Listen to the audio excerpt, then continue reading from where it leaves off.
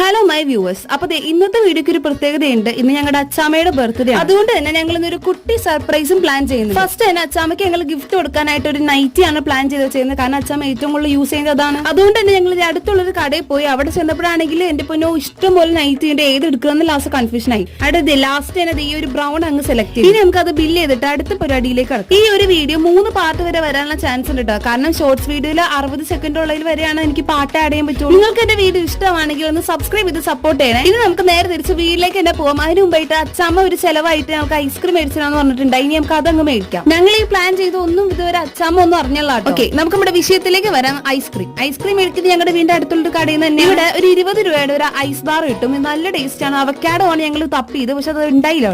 ആവശ്യമുള്ളപ്പോൾ നമ്മൾ അന്വേഷിക്കുന്ന സാധനം കിട്ടില്ലല്ലോ. അങ്ങനെ ഞങ്ങൾ പായസത്തിന്റെ ഫ്ലേവർ ആണ് മേടിച്ചത്. ഇനിയാണ് നമ്മൾ മേടിച്ച നൈറ്റിയുടെ റിവ്യൂ ചോദിക്കേണ്ടത്. അപ്പൊ അമ്മയ്ക്കാണെങ്കിൽ അത് ഇഷ്ടമാവും ചെയ്തു. അപ്പൊ ഇന്നത്തെ വീഡിയോ ഇവിടെ ഉള്ളൂ. സെക്കൻഡ് പാർട്ട് വരുന്നവരെ വെയിറ്റ് ചെയ്യാം.